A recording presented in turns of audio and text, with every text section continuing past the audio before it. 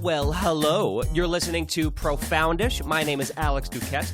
I'm going to be joined by my co-host, Weston, as we do another episode of our Tiny Tubers sub-series. Today's topic is YouTube thumbnails.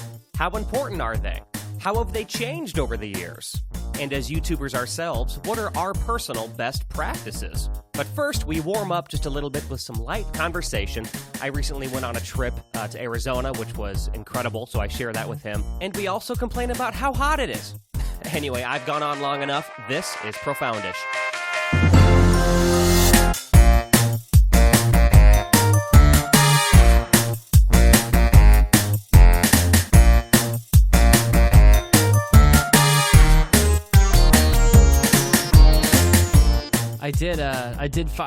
I'm assuming one of you or Steph noticed on your Instagram. I did it for you so you wouldn't have to forge it. I suggested the aliens topics for you on Instagram. I commented on a post. Oh, I don't know if anyone saw it. I don't know if anyone saw it or not. I don't know how often you guys check for it or if it gets kind of like blown under or whatever, but I did it. I was like, I listened to your episode when you guys were like kind of going back and forth about what the next episode's going to be like, and Steph really wanted you to just wink, wink, make it aliens. So I was so I commented, fine, I'll do it. And I suggested I suggested 5 things for you. And it was something like alien stories, alien movies, cryptid sightings. I don't remember what it was. I gave you 5, all related to aliens or cryptids or something. I don't know if we saw it yet, but I'm glad you said that. We'll go back and peek because she'll freak out about it because she loves aliens. So, yeah, we'll do that. So thank you. Also, just thank you for leaving some topics because every episode we're begging for more topics. And I always mean to. My problem is that usually I catch your episode on my way to work when I listen to it on my commute. Right. So by the time I get to work, I have to work, right? So I just forget to ever leave a comment or anything. And that's totally okay. I'll look at my analytics and 2P slowly continues to grow on our audio listener side.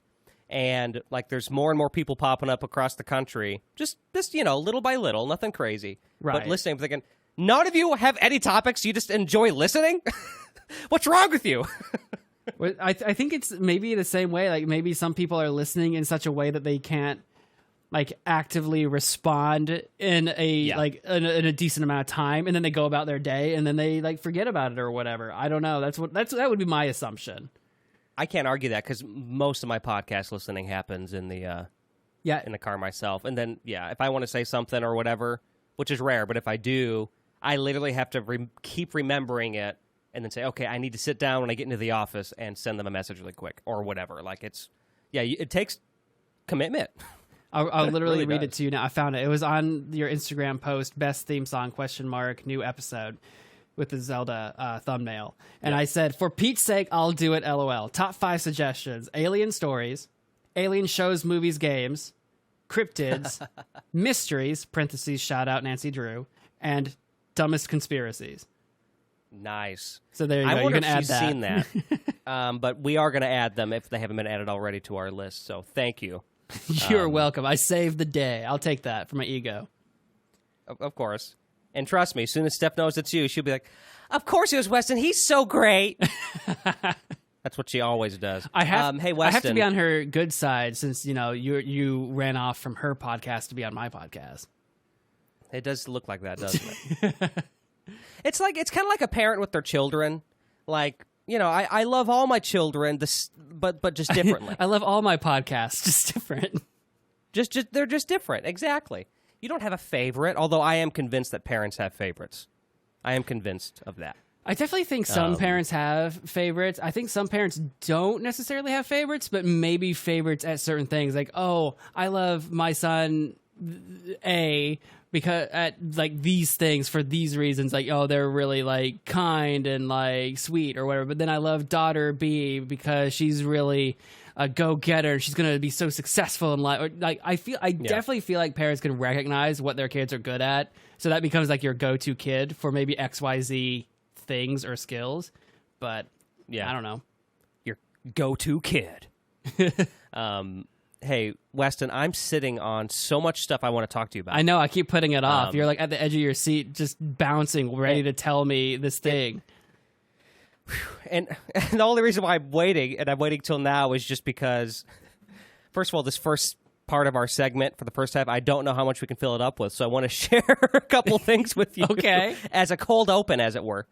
I'm definitely not chilly. It is hot as crap here. We're on a heat wave. You know what's hilarious about that? I'm literally sitting in a house with AC not working right now. And that was the first thing that I was going to tell you. Legit. So this morning I woke up and I thought it's a little muggier than usual. And I went out and it turns out, yeah, it's not blowing cold air. And nothing was iced over. The guy's coming tomorrow, right? I think that the capacitor needs to be replaced. But the problem is, so I immediately tried to adjust because I was working remotely today, like with my day job. So I closed all the blinds, right? I closed off rooms I didn't need just to retain any sort of cool air that was still in the house at that point. Yeah. But now it's like night when we're recording this, and I feel like such a hermit. Like, you're the first person I've talked to today. So, I feel really weird, and I feel very hermity, and it's been dark all day, and I was texting Steph, but I haven't even talked to her, verbally. And, I'm just I feel really weird, and things feel off. I don't think plus, I'm also uncomfortable. I don't think you're my level of introvert. That just sounds like a good day. Everything's turned off. Windows are shut out from the world, not talking to anybody. That sounds lovely. No, listen, I am at that level, but I do like the sunlight. I do keep the blinds open. I do like to have the natural light come in. Then Are you telling me you keep the blinds closed? I will correct myself then. You're not my level of vampire. my blinds are 100% closed right now. I can't let that in. It's dead. Birds, hiss. But, yeah, I've been struggling to keep warm. It went from 70 in the house, right, this morning with my AC, and now it's about 83 in here. So I'm hanging in there, and obviously, I do know how the heat waves work up there. It's horrible here too, so it's not fun. So that was the first thing I wanted to share. So I've been the whole time we've been talking on these podcasts, I'm just dying. Shaking my shirt, just slowly dying. I 100% get that. So at my apartment, our AC is not very good anyway, period. Now, if it gets bad enough, I have window units that we actually take out of the windows because it's not as efficient or whatever, so I don't like to have the window units on, but we can put them in. But the problem is that I don't have a window unit AC for my room because my window is weird. But point is, my room specifically is the hottest room in the apartment. So I know for a fact downstairs right now it's 78. But I'm upstairs and in a closed-off room. I don't know what it is in here, but I guarantee it's 80-something. And that's how I live. I'm in my underwear. Sure. One of these, we talked about this on the podcast, my stealthy, I'm just going to slip my pants off for this because it's hot. We've talked about this. I am in as few clothes as possible. It is sweaty in here. I got a fan running. Oh, yeah. Do you have ceiling fans in there? I don't. My ceiling light, so my brother's room next to me, he's got a ceiling fan. I feel like this ceiling once upon a time maybe had a fan, and then they electric circuit wire, whatever they did. They did something, and now it doesn't have a ceiling fan. It's just got one of those boob lights, right? But if you take the glass off, because I've done this, because if you look up at it, you're like, oh, well, it looks like only part of the boob light is lit. So maybe there's a bulb in there that's burned out. So if you take the glass off, it's clearly meant to have 2 light bulbs in it. But there's only circuitry for 1. Oh, weird. It's very weird. So anyway, it's just a very hot room. A very hot, vaguely dark, sticky room. Well, I was about to say, I was thinking this to myself, and I'm thinking for you too, because, it having no air moving around, obviously it's muggy and horrible, but I'm thinking if I had to stream right now with the lights on, and then you do it, so it probably gets at least 7-8 degrees hotter in there after you have those lights on beating down on you. Oh yeah, when I have all these lights on, because when I stream, which some of these probably aren't necessary. I'm just literal idiot when it comes to green screen, so I probably have more lights than I need. But I have the ceiling light and then 4 other different lights beating on me at any given time, and it gets very hot.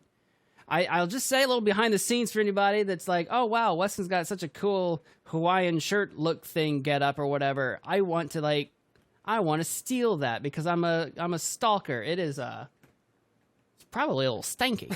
I'm just saying. Some probably real sticking to you. You yeah. peel it off you after a stream. Sometimes. I believe it. But, it's really nice in here in the winter, though. So, like, real comfortable. Oh, like sure. We're getting into, I forget when this episode will actually release. I mentioned the heat wave. It's probably already cooler by the time this episode's coming out. But we're coming into the part of the season where hopefully it will start finally getting cooler, and the fall is so nice. I love it. It's going to be a relief.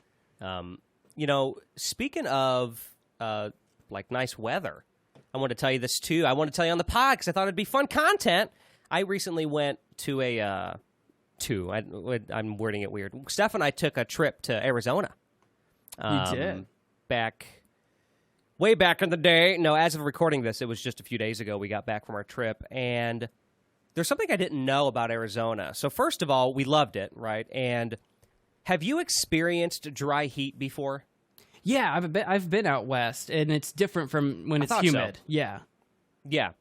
And mostly what we're used to, in Illinois, it gets humid, and in the South, where I live now, it gets humid, and it's just, you feel like you can't breathe. This is my first time. I've been out west, I guess, before, but it was kind of a weird time of the year, not in the middle of summer, so it was interesting. We flew into Phoenix. We weren't spending our time there, but we flew into Phoenix, and that day, this was in August, right, in the middle of August, so like the hottest time to go there, and the dog days. It was like 100. Yeah, it was 115 degrees, and that wasn't real feel like we would get, right? It was just 115 degrees, but it wasn't absolutely terrible. Like, right. It was hot. Don't get me wrong. Like, you could feel the heat, but as soon as you walk into the shade, you're fine. I've never felt it to like dry heat. Like, really, until just this past trip. And Stephanie, like, this is totally different. She's been out there, so she's experienced that before. She's got family in Arizona. But it was bizarre. But what I wanted to share, speaking of nice weather, was that we spent most of our time in the northern part of Arizona. And I didn't realize this until we kind of researched it. But we stayed up in Flagstaff. And up there, Flagstaff, Arizona, gets more snow than Buffalo. Like, literally, like that's one of their things. Like they get all 4 seasons and they get a crap ton of snow. And I didn't realize that Arizona was made up of a bunch of like microclimates, I guess is what they call them. I just like that as a statistic. More snow than Buffalo. It's true. It's like the top 3 or 4 like most snow, like most inches per year in the nation. Really? And I didn't know that either.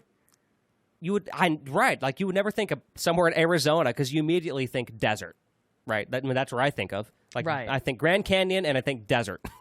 And but here's the nice thing about it. So we stayed up there, and at the Airbnb, and it turns out really all homes in that area don't have AC. And we're thinking, how is this going to work? Well, you can probably guess where this is going. The only thing you have to do is, because at night, I didn't even mention this. I mean, at night it gets down to 50s every night.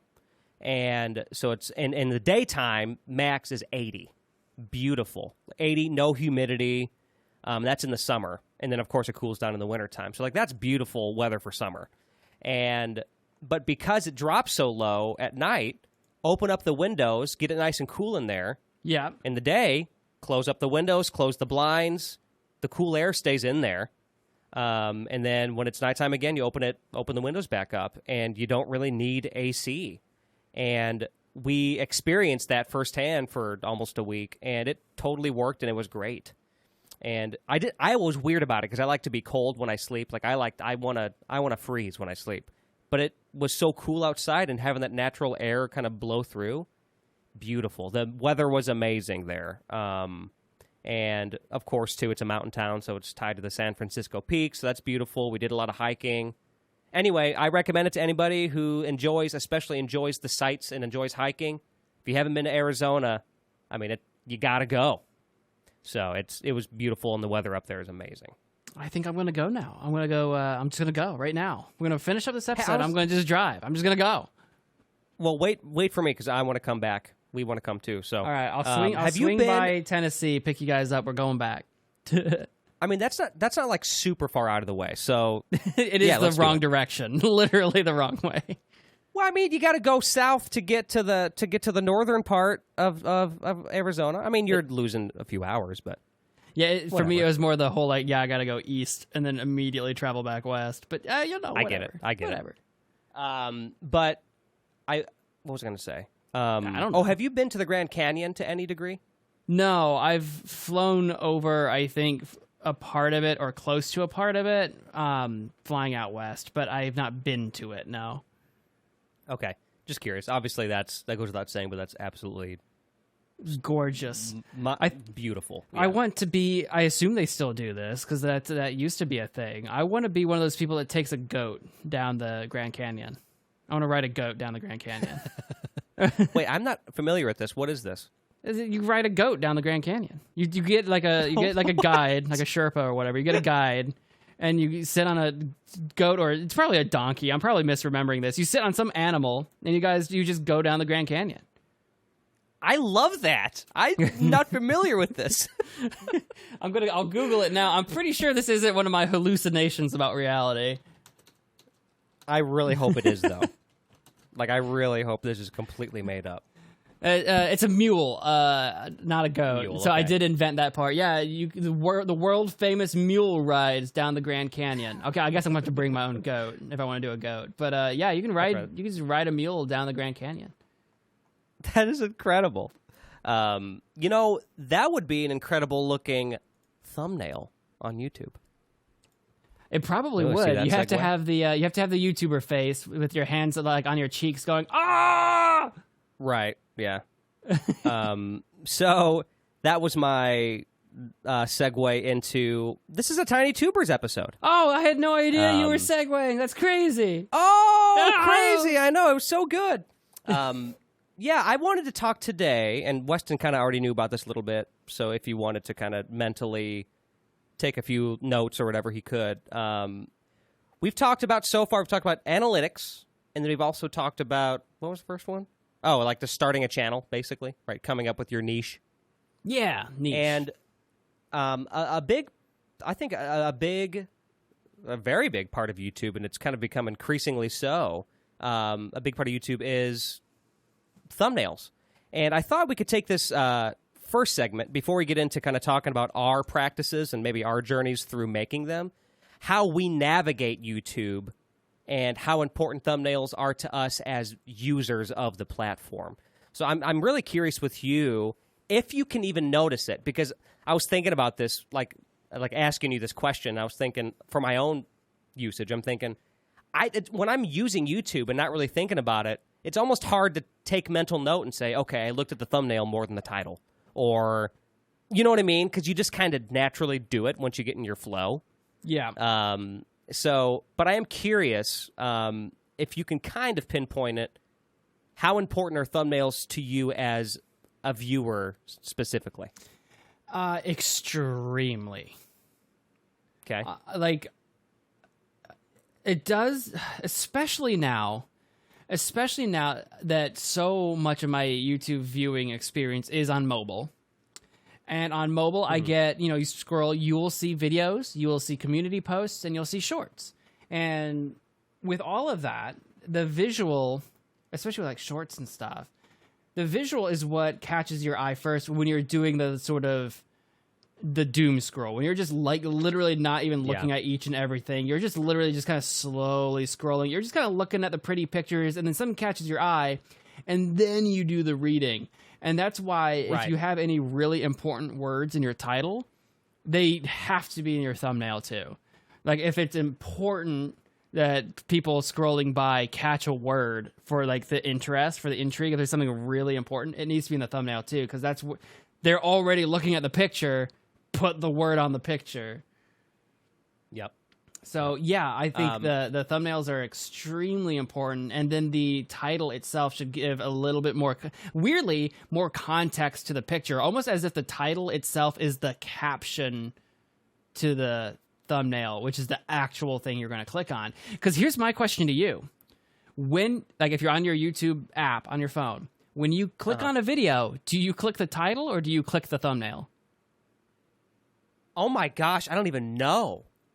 I guarantee you, with great amount of confidence, you click smack in the middle of the picture. I mean, that makes the most sense. It's taken up the most real estate on the screen. It's the most colorful part. You know, it catches you to begin with. I'm sure. It literally takes, and if it's not question, smack in the middle, maybe it's more towards the right side of your phone, if you're right-handed or whatever. But like, yeah, literally what takes up more real estate as you're scrolling is the giant picture, and then the title is just quite a bit smaller, and then maybe the profile picture of your, like, you know, your channel is right next to the title. Clearly, just the way the YouTube app is designed, and same thing with web, but on browser it's a little less egregious, but especially on the app, the thumbnail takes up so much more space. Well, it's funny because I'm 80, so my YouTube viewing, which is almost all of my media viewing period, I would say about 75% of it's on my television, just like on my Roku. And which then the other 25%. Yeah, you're a big TV guy. I think you're the exception, not the rule, but you're a big, I watch YouTube on my TV. Right. Well, yeah, because I use it as my TV, right? Well, I will say this, too, though. It's actually kind of to your point. They actually have updated the app recently, and the thumbnails are even bigger. Like, they've made them so big, you can only see, like, 3 thumbnails at a time on your screen now.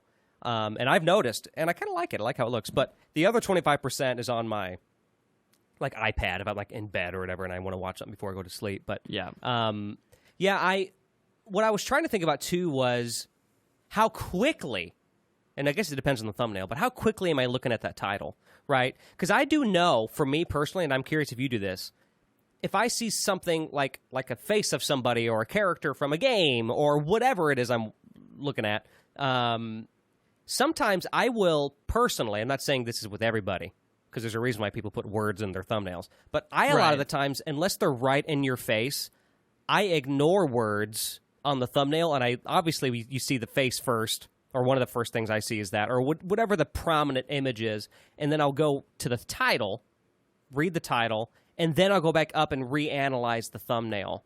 When I was trying to think about my process, that's usually what it is. It's a quick glance, then if the glance caught my attention, then I read the title and then go back to the thumbnail and look at what else is on there. Would you say your experience is similar, or do you spend more time on the thumbnail first? I think it's similar because I don't know about. I don't really necessarily ignore words on a thumbnail, but it is definitely, there's like a cadence when it comes to words on a thumbnail. There's like a cadence to it, for lack of a better word. That there are certain ways people present words on a thumbnail that you can easily ignore. That one, maybe they're literally just very muted or very subtle words where maybe it's just like you might see this on the front of like a song or album or something where it's like, yeah, it's got some info on it or whatever, but the words aren't supposed to be eye-catching. They're just like informational. But then there's other times where like the fewer the words there are, the more important the word feels. So if it's just a word or two, that definitely catches my eye right away, because usually, since there's fewer words, they're usually in bigger text, bigger bold, and I have this thing where my brain has to read everything if possible. And if you're into that sort of slow doom scroll, I can kind of like cure that of my brain. I don't have to read everything that I see, but when it's just one word, I can't help but read, the one word. Like I'm scrolling down YouTube right now, and there's like a random video that I'm looking at. And it's these two people. I've never seen these people before in my life, but it's these two people's faces. But like between them is just the words "fat profits," period. And I'm like, well, yeah, you can't ignore that, right? So it just depends a little bit. And then once the thumbnail catches my attention, then I read the title, and from there, I click if I'm interested. Okay, yeah, I mean that what you said totally checks out. It makes sense. I have a question. Do you take a guess what year was the first year that you could actually like upload your own thumbnail to YouTube? Like that anybody could, you mean? That anybody could. Yeah, like it became a feature that you could use if you were uploading videos to YouTube. I feel like it wasn't there right away. And I think YouTube started in 2006. So I'm just going to say, I don't know, 2008. 2010. Maybe, really? That late? Mm-hmm. That late. I looked that up right before we started recording. And then I was looking at my own personal, like, feed, too, just to see when I started. And it looks like I didn't really start even doing my own thumbnails until, like, 2014. And that was about a year and a half into me making videos. And that was already a feature. It's funny how, like, the progression, because there is a progression of how, I'm going to say bad, for lack of a better term, thumbnails really got when it came to, like, how important it was to your, like, to videos and clickbaitiness and all that stuff. Because I remember early on with YouTube, like, obviously as a viewer, you just clicked on it, I guess back then. So, like, for example, right, 2010, I was using YouTube personally before 2010. I already was using it. And I guess then it's still, you would look at the thumbnail. It just wasn't optimized necessarily to grab my attention. So I'm just curious if that process would have been any different. I mean, I bet you the title had to carry more at that point. So, I mean, it literally had to. I feel like, I don't know. Definitely the thumbnail back then, even though you couldn't, like, really customize it in any way, I think some people probably got very lucky with whatever screenshot came up would catch someone's attention. Some people probably got very lucky that way. But in the early days, which 2010 less so, but in the earlier days of YouTube, there was definitely more of there were definitely fewer videos to choose from anyway. Now, there was a lot of videos, but I feel like when you're talking about the homepage and what was being shown to everyone, a lot of people saw the same stuff. But I'm actually, and I think I want to screen share with you. Everyone at home, you can do this on their own. But just so that you have an idea what I'm talking about here, Alex, this is a screen share. I just went to the Wayback Machine of what YouTube of what YouTube's homepage looked like, and what I set this as 2000. I forget. I think I just clicked 2010. So this is like a homepage of YouTube in 2010. I just picked some random day. But look at the difference. Look at how much space the thumbnail has versus the title and actually a little bit of the description. Are you sharing it now, or are you about to share it? I'm sharing it. You should be able to see it. I don't see it. Do you now? Oh, I see it. Do you see it now? There you go. Okay. Look at the difference. Look at compare it to, like, if you just open up your YouTube app right now and hold it side by side. Because, again, in 2010, I don't think YouTube had the app yet. That didn't exist yet. But right. This is the difference. Like, the thumbnail is taking up, like, 20% of the space of this whole, like, video. And the other 80% of the space is the title.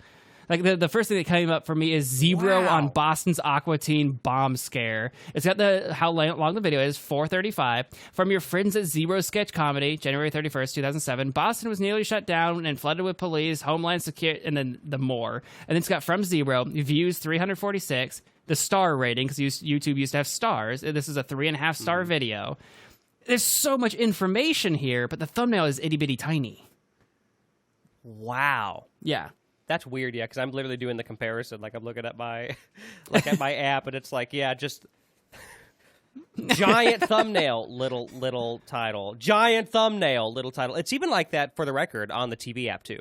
It's the thumbnails are huge, and then the titles are still big, but not nearly as big. But also, obviously, the landscape of how we used YouTube was changing.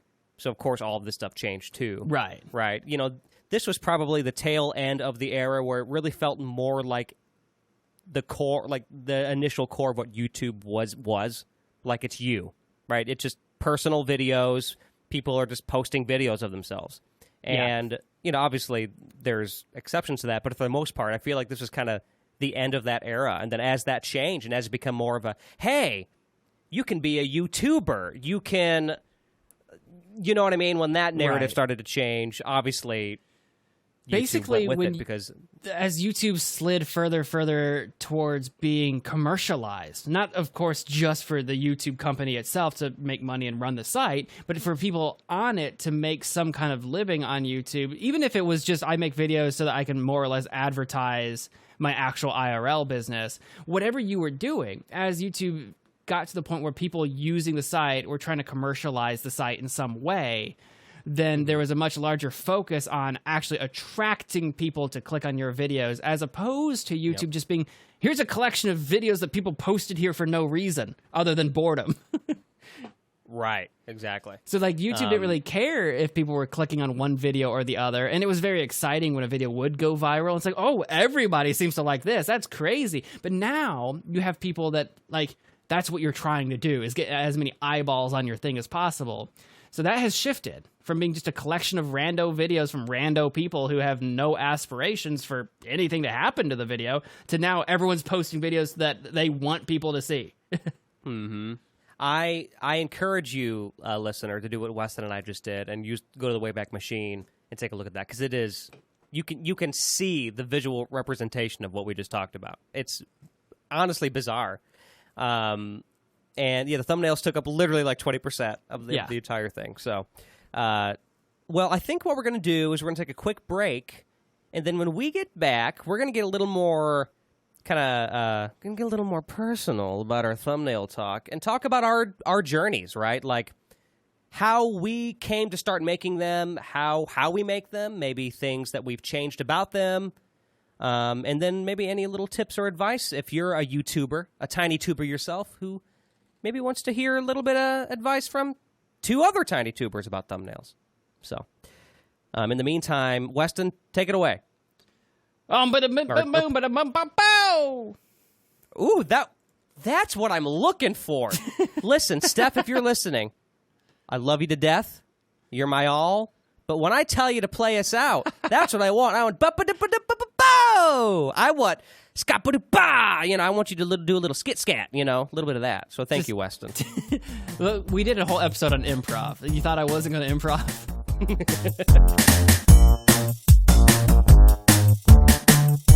Profoundish is brought to you in part by The Two-Piece Podcast, a show where my significant other and I compare and contrast our top 5 lists on a variety of topics. Not only is it fun, but we also provide facts and trivia about our topics. Come laugh, learn, and listen to The Two-Piece Podcast on your preferred platform of choice. Profoundish is brought to you in part by HastilyMadeDecision.com. Get your poetry fix from my poetry blog featuring haiku, senryu, freeform stuff, and more. Again, that's HastilyMadeDecision.com for your poetry fix.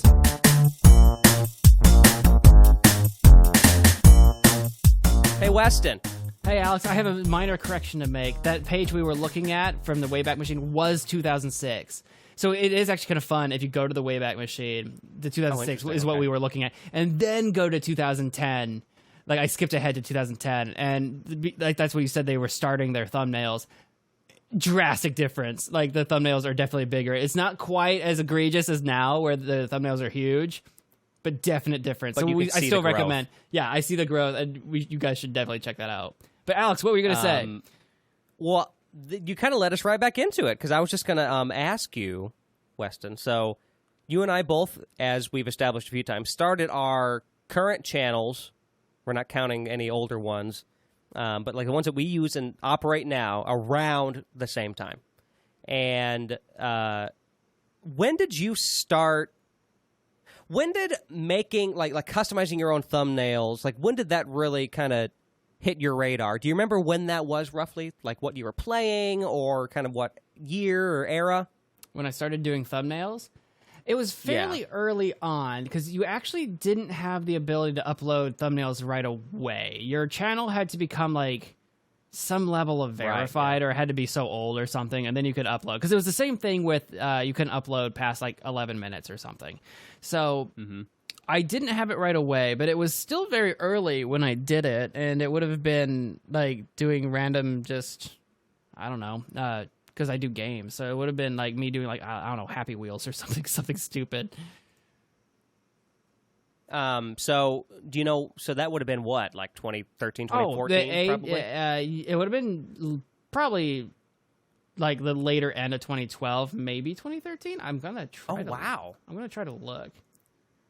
I'm curious because I I looked at started mine in 2012.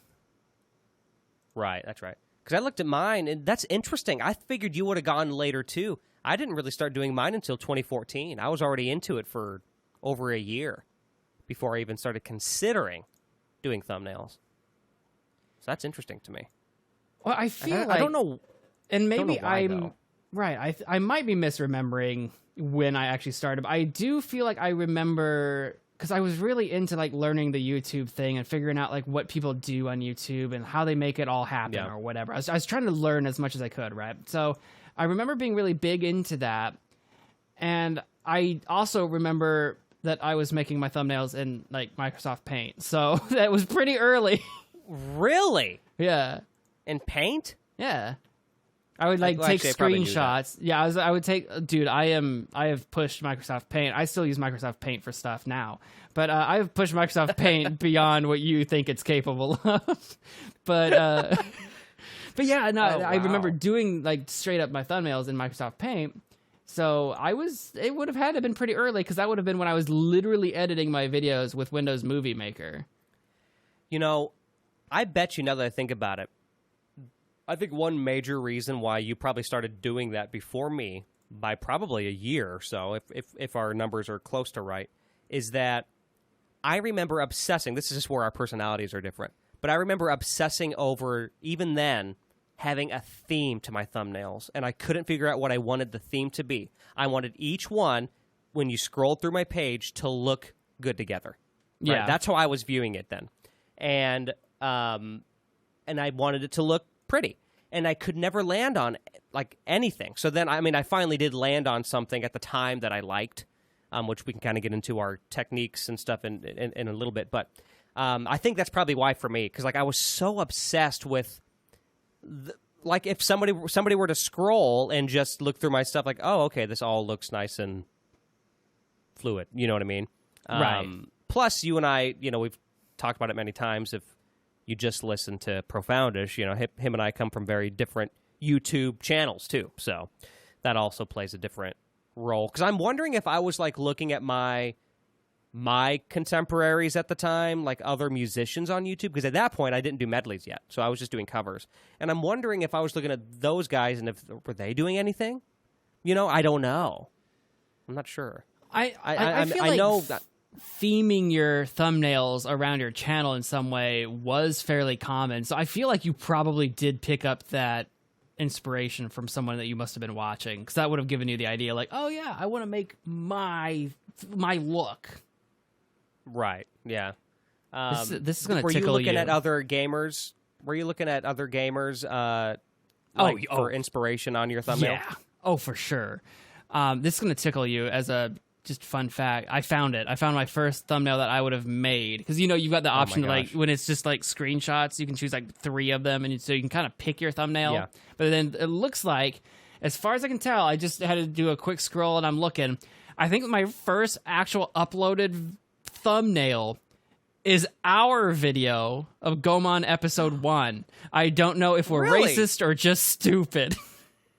I don't know what we said. It was probably like something Japanese, because the game's like in Japan. But that's the episode. It's privated right now because it's from the era where I privated every video. Like every video of mine from 2012 to 14 or something like that is private. But it was 2013, June 2013. So I was actually doing YouTube for about a year before I uploaded a thumbnail. So that's really, really wild. That is super wild. I'm looking back at mine. The first one I have, when it comes to the oldest ones, I actually went through and updated later because it was my first medley. But the first one I uploaded, I believe, was for a cover, and it was kind of right around this. Oh wait, hold on. Yeah, I'm seeing some that have it, some that don't. I don't know if I was experimenting, but this all kind of lands in the kind of 2014, beginning of 2014 range, which is interesting. So. But my theme, because I obviously wanted to find a theme. I know for you, it probably at least slightly different because, you can still have like a style, of course, right? Everyone's got a style. Yeah. But I know for me, like since what I was doing was the same every week at this time, it was just me and and a guitar, and then playing another guitar and playing another one. I really just kind of wanted these to stand out, and I landed on my theme of like paint splatter. Yeah. I did that a lot. I actually technically still do it, but it's way more subtle now. Everything still has a paint splatter, like just kind of in the background, just to give it some color. But my thinking at the time, you can probably guess, it was, colors pop out at you, and that sort of thing. So what I would do, my specifics, like with the covers, because it actually was with the covers before medleys, I would put the artist name, like I would take their logo, like the PNG of their logo, right, lay it on some, like this paint splatter, change the color of it, put it in the corner, then have me singing, or an instrument, or whatever. Pretty simple back then. No, I never used paint. I did all of mine back in the day on our shared editor, which was Magic's. That's what I did mine on. I would just like screenshot, and just basically make it and then export it as a JPEG. Yeah. I think on Magic's actually you couldn't just do what we do on Adobe. I think you actually had to export it, but you could export it as a JPEG. Yeah, it was the same idea. You just go to export, and you have a few image file options in JPEG. Bada bing, bada boom. So that's what I did. But my issue, and in hindsight, I don't know why I just didn't make a new project. But remember, I told you before, my projects in Magic's. That's when I did audio and video in Magic. So I'd be working with like the max tracks you could have was 64. So like I would always be pushing 64 tracks total for my editing back then, and which now makes me giggle because I can go through way more than 64 tracks now. But I just remember like it was so laggy and so slow just to drag like the paint splatter image just over the screen. It was just just trying to get it to land everywhere because I was using it in the same project. I'd just go to the end of the project and then just like, I don't know why, but that's what I did. You live, you learn. But you ended up using Magic's too, though, right? You ended up switching to that? Yeah, once I had Magic's, I started using Magic's. It took a little while to learn the program, so I don't know exactly when I jumped off, because definitely, there was definitely a point where it's like, this is very hard to do in Paint. So it's like eventually, definitely made that switch as soon as I actually had that. And I did the same thing. I just exported a screenshot. I would set it up in the video editor to look like the screenshot that I wanted, screenshot, and then post it up. And that's what I do now, too. I just make my thumbnails in Adobe and just screenshot that over. So. Yeah, me too. I wanted to go back because I touched on mine with yours. So, like, what were you thinking when it came to like how you wanted to theme your thumbnails? Who were you pulling inspiration from? Anybody in particular? God, so many gaming channels at the time. And I don't even know if I remember all the names of them. Obviously, you had a lot of the big classic up-and-comers, your Markipliers and the PewDiePies and the Game Grumps and all these other ones that like I don't even remember the names of, that have either just quit doing YouTube, or I've just lost along the way or whatever. So many. Because the big thing at the time, and this is what I was doing, the big thing at the time was shorter videos, long series, and numbers. So like, God, I'm looking at one of my thumbnails. Right. So I'm looking at one of my thumbnails right now, and it's the title. This is the second episode in a series. It's a screenshot of the title screen of the game. My face badly cut out in Paint. So my face in the corner, and a 2. Just the number 2, because the second episode of the series, I am not kidding, is half of the thumbnail is the number 2. Half the thumbnail is just a giant white, no border number 2 that I probably made in Paint. I see it. I'm looking at it. I went to your channel. Are you seeing it? Is it the Obama Resident Evil? Obama Resident Evil, yep. Yeah, it's just a 2. It's as big as it can be. It's probably the biggest size font possible in Paint, and it's and you can even see the vaguest like white line that I'm not actually the thumbnail's not even properly lined up. There's a white line on the right that I can see from the content side. I don't know if you can see it from the thumbnail side, but it's not. It's so bad. Well, so that you definitely did at the time, the thing, right? You put your you cut your face out. Yeah. And not too far from there, you know, we did the PlayStation All Stars, and you put all of our faces in there. Whoever was playing with you and stuff. I've noticed now, at least with like Let's Plays, like long Let's Plays, you know, numbers are not really important now. At least when it comes to the thumbnails. In fact, Let's Players figured out that as the gaming ecosystem changed on YouTube, that actually numbers are detrimental to the video. At one point in time, they were really helpful because people wanted to keep like in order, like, oh, I don't want to accidentally watch my stuff out of order, and playlists were hit and miss a lot of the time. So people wanted the numbers so they could keep track when they were watching these long series. Well, now most people don't want to watch like 30 10-minute episodes. They would rather watch like 1 or 2 videos that are an hour or two long. Right. Mm-hmm. So the numbers thing, if you're like, oh, you're scrolling through YouTube on just your recommended page and you see like blah, blah, blah, Let's Play episode 9, you're not going to click on it because you're like, oh, that's episode 9. That's like midway through a series. I don't want to start that. Yeah. And you're not going to look up episode 1. You're just not. So you just move on. So what it turned out, or at least on average. So what it turned out is the numbers eventually, when it used to be really popular, became a detriment. So most people, when you create a series, do not number them in the thumbnail, maybe in the title, but often not even then. Right. Yeah, you touched on it already because I was about to mention what you said. Basically, like, yeah, why would I want to watch when it's midway through? That's actually like a little baby kind of lesson that I kind of learned myself, just with like my Jam and Chats. I used to number my Jam and Chats back in the day. And I thought, I don't know how much this would affect it or not, but I thought, you know what? I'm just going to start titling them and stop calling it Jam and Chat number 37, because for somebody who's watching, who knows? They might think, well, gosh, I haven't seen the first 36. Why would I want to get into this now? Right. So, you know, that's why I quit doing that, yeah. Well, especially for, like, your Jam and Chat, it's not sequential. Like, it's just its own thing every time. So... And I as a creator, I completely understand the urge to number everything, because it's almost like a personal, like, oh, I've done so many of these, and it's really exciting. Hey, we do it on the podcast, right? We know what episode podcast we're on because we have milestones that we like to see and hit because it's really exciting for us as creators.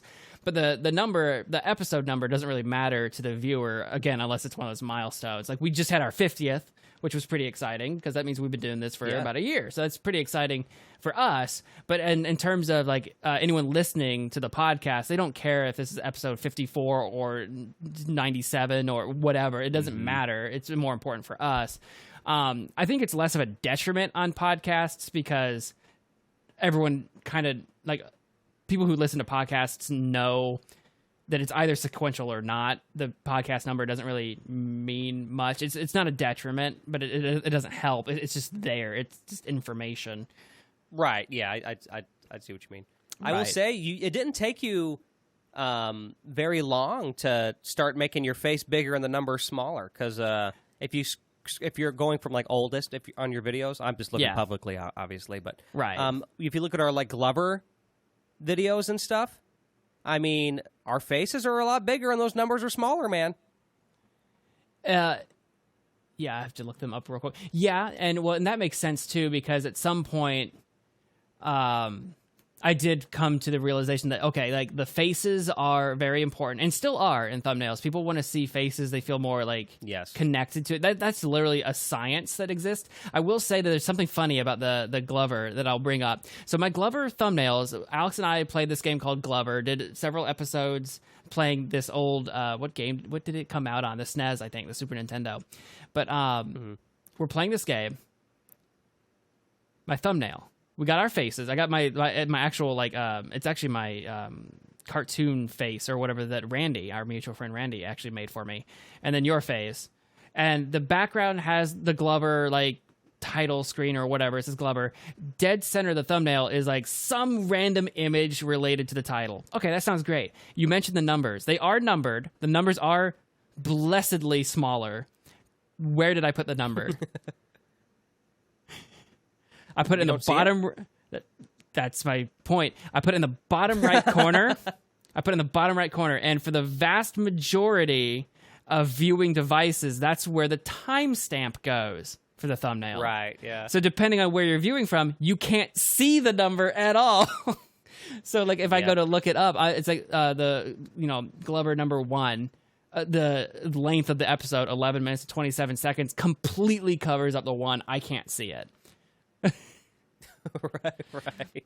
So the whole point of numbering it, like I shouldn't have even numbered it. There's no point. Most people won't be able to see it. Well, that's a great piece of advice to give right there. You just kind of said it. I've learned that too. When I in my medley thumbnail techniques back in the day, I used to always put just the word medley in one of the corners of the screen, and I would alternate it. It would be randomized. But looking back at some of these older ones, yes, some of them were in the right corner, and I didn't make medley the biggest part of my thumbnail. It was just a part of it. So it was kind of smaller text, sometimes in the bottom right corner. And I learned after that, like, yeah, I mean, you got to be thinking about how people are viewing these, where they're viewing them. Depending on the device, the timestamp is bigger or smaller. Like it's different on mobile versus PC, for example. Yeah. And television's also different. So definitely things to consider.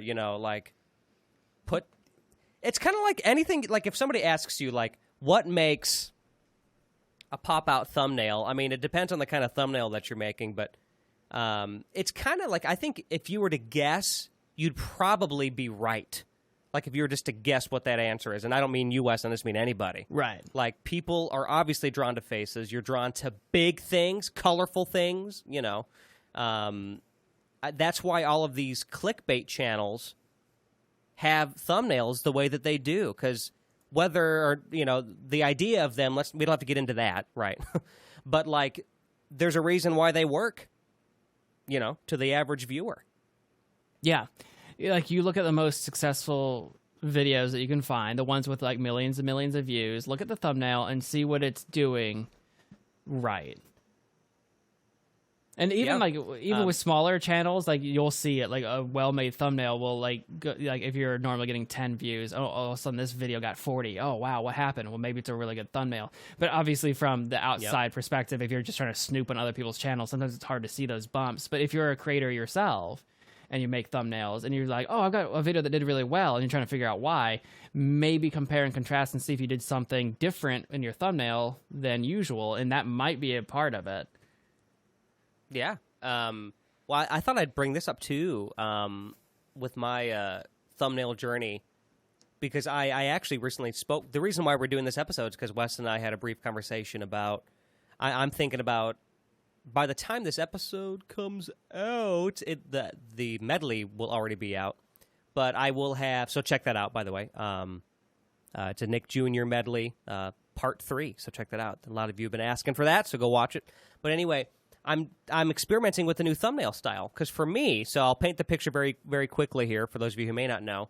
I do medleys of television, like usually it's like kids shows, and I do all theme songs, and I'll put a bunch of these theme songs into one little song, but play them all together like it's just one song. It's really fun.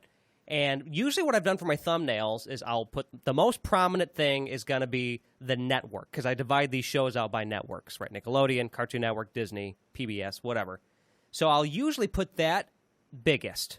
And my thinking for that at the time was that obviously that, it's going to be generic enough that a lot of people will be familiar with that logo, right? It's familiar to people. That's why the people who like Nickelodeon are going to click on the thumbnail that has the Nickelodeon logo on it, right? And then I put like an instrument in the background, which in hindsight, those early thumbnails for those medleys, you can't even see it. I blur it out, so I don't even know why I did that. But that's, once again, you learn. All you really saw was the logo and medley, and then this blurry shit in the background. I don't know, but whatever. At the time, it's funny. You look back and you just realize, why did I do that? But that's what I did. Well, it's been refined over the years, but I still have the core idea. It's still there. It's still the Nickelodeon, huge on the screen, medley, and then the background of the entire image is an instrument. But now it's not blurred. You can see it. And but I thought maybe it's time for a change. And what I did was, and Weston kind of touched on this earlier, is I thought there's a couple things I want to do. And the first thing I did was I put my face in it. I sing all of these medleys. right? And people, and Weston already said it, there's a science to it, right? You're just drawn to looking at a face, right? We're human. It's just a human thing. So, and that's why so many thumbnails, by the way, look at every single Mr. Beast thumbnail, for example, right? You better believe his face is on it. You know, his face is on it. And he's always making he's smiling really big, or he's, it's something that'll catch your eye. Well, I thought I'll put my face on it, on my thumbnail, and then I still want to put things that are recognizable, but instead of just putting the logo, so like for this particular video, Nick Jr., I also thought there's characters from these shows, right? Somebody could watch a show from Nick Jr. and who knows, not even know it's on Nick Jr., or maybe not be familiar with the Nick Jr. logo or something, right? But maybe they're a huge fan of that show. So I decided maybe I'm going to try and put these familiar things instead, or actually really just on top of everything. Cut out the instrument and show my face, which has me kind of singing into a microphone. So it still represents music, and I still have the word medley on there and all that stuff, and obviously the title still plays a part, especially with mine. But so we're going to see how that does, and we'll know by the time this podcast comes out. But Weston had some nice things to say about it, and I think we both kind of agreed it was time for the change. So we'll see how that goes. But that's something I would always say is, face. Put your face on there and put things that people are familiar with, right? If that's your goal, right? If you're if you're talking about something, right? If you have a video podcast, for example, maybe that's a bad example, but if you're talking about a topic, put the topic on the thumbnail.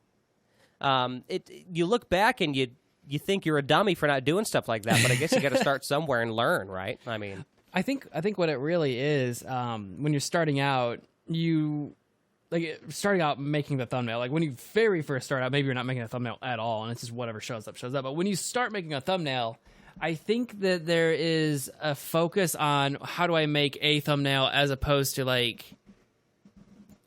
what how should do I optimize be it or whatever.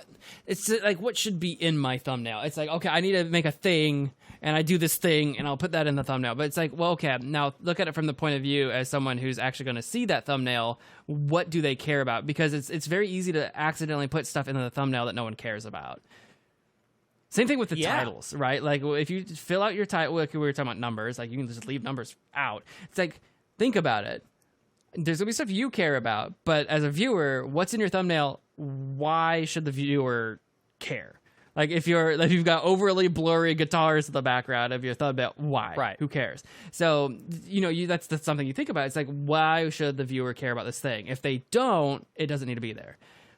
If there's something that if there's something you do in your video that you want people to care about, or you think people really care about, like you said, get that in the thumbnail. Don't make it a surprise. That's the other thing too. Some people, depending on your video content or whatever, do not be afraid to spoil your video immediately in the thumbnail. Do not be afraid to do that. There's a science taken on this in the movie industry.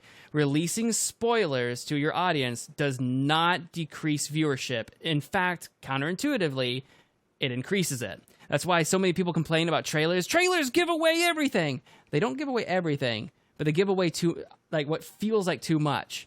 And the reason they do that is because historically, more butts are in more seats because of it.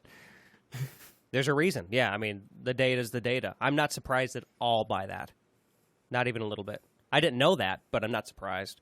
Yep. So think about the same thing with your thumbnail. If you've got like a big twist coming up in your video, put that twist literally in your thumbnail. Now, you can do the whole censor it out in the thumbnail and make it like a vague mystery, but at least that way you're saying, hey, watch this. There's a mystery in this video. Put the spoiler in the thumbnail if you can, if that's your type of video. Whatever the viewers should care about, get it there. So, Weston, to you, as we kind of start to maybe wrap this up a little bit, what to you stands out as what's the difference between just a thumbnail where you're really trying to capture your audience's attention or a potential new audience's attention, right? Like new people, versus just a flat-out clickbait thumbnail? Okay. A little bit depends on how savvy you are with YouTube and whatever genre that you're used to watching. So very obvious clickbait, very typical clickbait is just I don't know. As soon as you start seeing red circles and red arrows pointing around all over the screen, I'm out. Like, I know what you're doing. I know what you're trying to manipulate, and I'm not about that. And I don't care how tantalizing you've made that thumbnail and title. I do everything in my power to just not click on that out of just like out of a rebellion or whatever. But so that's a big one.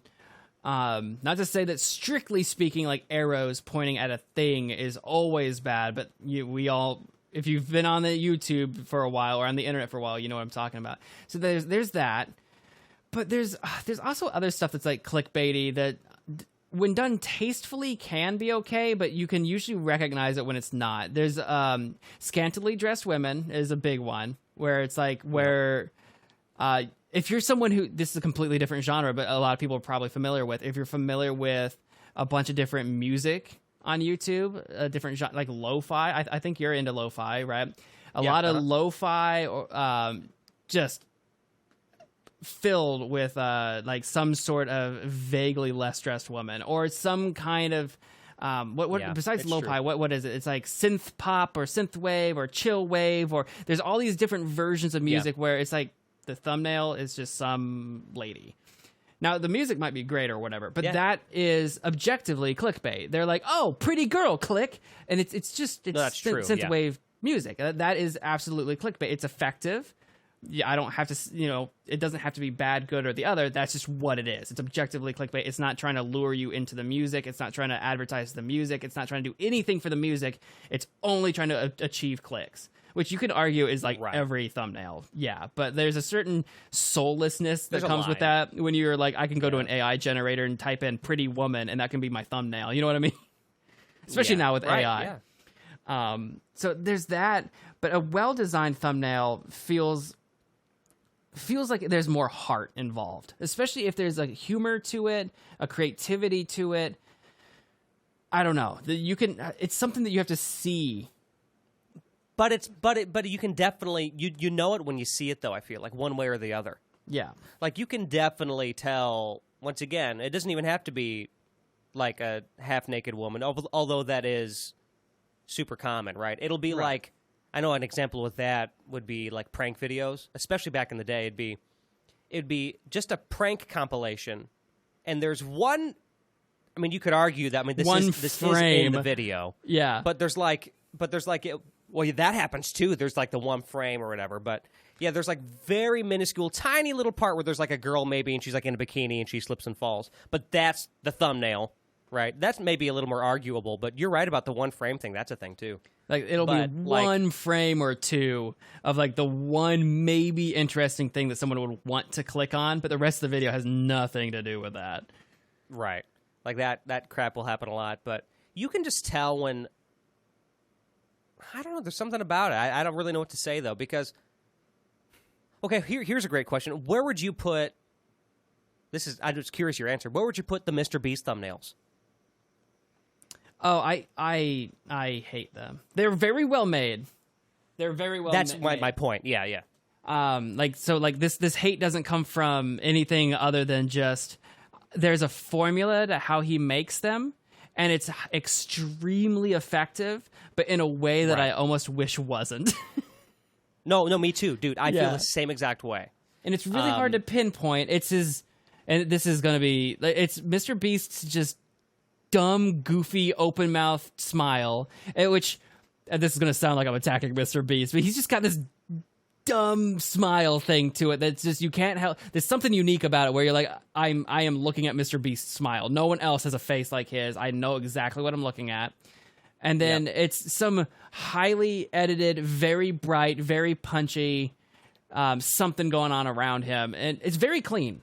If you actually want to know how to make very clickable thumbnails, do look at Mr. Beast. Like, they're clean. There's no clutter. There's nothing going on. You scroll down. That's true. This is Mr. Beast's face underwater, and there's just a shark, and that's it. There's no other words. There's nothing going on. Yeah. When there is words, this day number 94 with him circled like in what looks like an open grave or whatever. Like, yeah, he's trying to survive 100 days in a circle. Okay, that makes sense. Right. But yeah, him or actually realistically at this point, his team, they have like they have an exact idea of how this formula works, Yeah. and they know exactly what they're doing. And that's another little, I guess, chunk of advice too. Is you don't want to over clutter. There's very few reasons why you'd want to do that. I could see you can have a lot of things on your thumbnail if you're making a point about something, but clutter is different. Right. Like, I've learned that too, right? Like, why have all these extra things on there if no one's going to see them anyway? Like when I talk about the blurred thing in the background, I was layering all these things that no one was going to see anyway, and that's still taking all this time to do it. So, yeah, make the point nice and clear. I was going to say too, by the way, on his thumbnails, have you noticed? I'm not looking at him currently, but he almost looks like rubber. He almost looks like something looks very altered or edited on his face. Have you noticed that? Yeah, he doesn't look like a real human being. He's filtered It's out. like Uncanny Valley. Like, I don't know what Sort of settings he's using to, like, doctor up, like, even him or whatever. And some of these are less egregious than others. I think it just kind of depends on...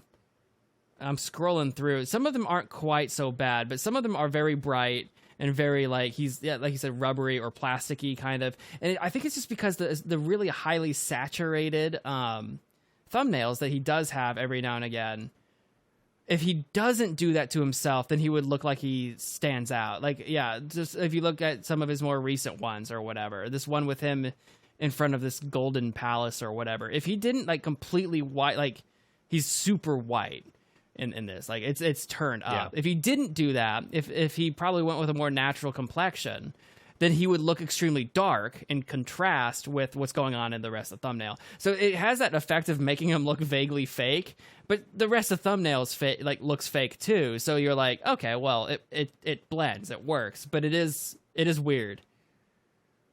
It is bizarre. But no, he makes very closing good thoughts? thumbnails. He makes very good thumbnails, but yeah. No, but I know exactly what you meant. yeah. But like, I hate them. Yeah, I get it. Yeah, I didn't want to sound like a hit piece on Mr. Beast, one of the Right. most It's like, successful look at these two- YouTubers of all time. Right, like, look at these two tiny tubers, like, complaining about Right. one of the biggest YouTubers ever. Yeah. Do you have any closing thoughts or things you want to share about the art of thumbnails? I don't know. Take all of that stuff into consideration. It is definitely something that the people that are at the top of their game on YouTube, they spend a lot more time on thumbnails than you probably have any idea if you're not a creator or if you're just getting started. Yeah. Like, this is something someone will spend an hour or two, or I've heard some people listen to interviews and say stuff more, depending on how often they release a video, and they need that thumbnail to hit. Right. It can be an hour or many hours working on just the thumbnail, whereas a lot of us, myself included, I bang out a thumbnail pretty goddamn quick. Like, it's a minute or two if I know exactly what I want it to be. Oh, Several man. minutes if I know, like, it's going to take longer. It just depends on what I'm making or whatever.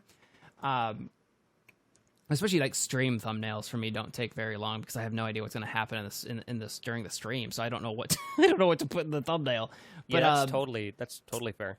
but also, tiny tuber here, that would be something that would be holding me back. You need to look at, if you're like stagnating your growth, look at the things that people are seeing and make them pop more. So that would be my thing. Always be looking at that. Check out the Wayback Machine to actually, we mentioned this, check out the Wayback Machine. Look at the shift to thumbnails. If you think thumbnails aren't important, change your mind. Yeah, seriously. Yeah. You nailed it right there.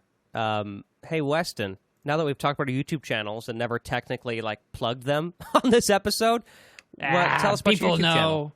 No, I won't. I won't do it. They know. Fine. They know. Okay, no, fine. No, wait, Alex, wait. Hang on a second. No, I need this. You can find me on YouTube at Magic Man Mo. I know it sounds like I do magic or something, but actually I do video games.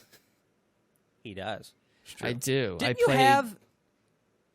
Oh, sorry, go ahead. Finish. No, I your was just thought. going to say I play games, and then you said, didn't you have? Didn't you have, and maybe it was a drawing that our friend Randy did as well, maybe somebody else did it, but I remember there was a drawing of you for a while where you were actually holding a wand. Yeah, that was one that Was that another Randy one, or was that an Angela one? Gela might have made that one. Gela did make me a fan art, and the one you're thinking of might have been hers.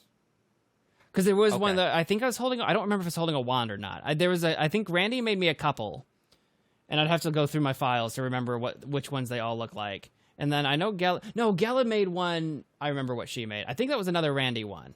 I think I'd have to find it. Because he made me a couple. Because he was like my biggest fan, like in the early days. You know what's funny about that is that image is still my picture of you in my phone.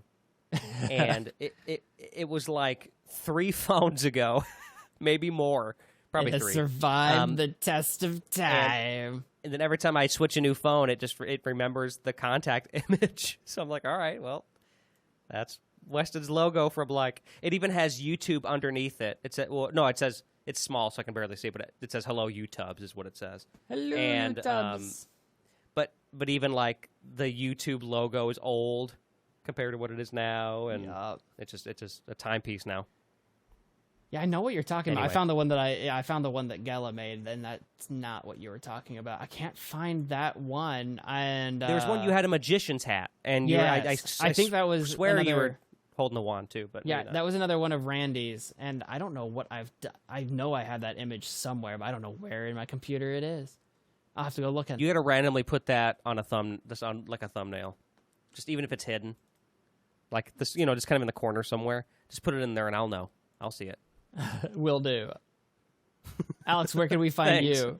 You can, since we're talking YouTube, I'll take you there. You can find me at YouTube, just at my name, Alex Duquette. I'm primarily known for doing medleys of various theme songs. I talked about that briefly earlier. So check that out. And once again, I'll plug it again since it's new as of the recording of this. Check out my Nick Jr. medley. If you're a fan of Nick Jr., you might like some of the shows on there. And tell me what you think about that thumbnail. Love to know.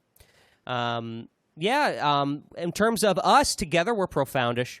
Wherever you're listening, thank you. But if you haven't already, make sure you give the video a like if you're listening on YouTube.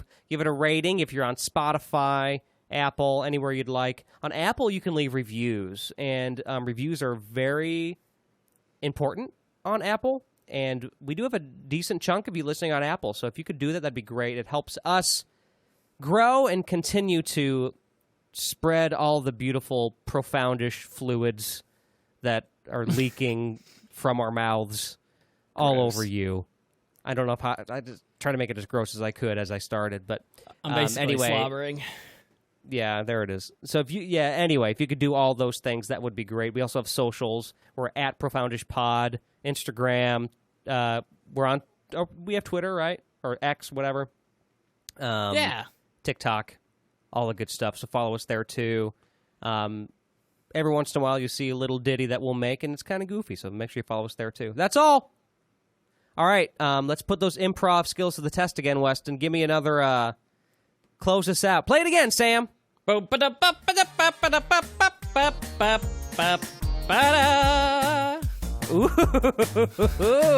that was good.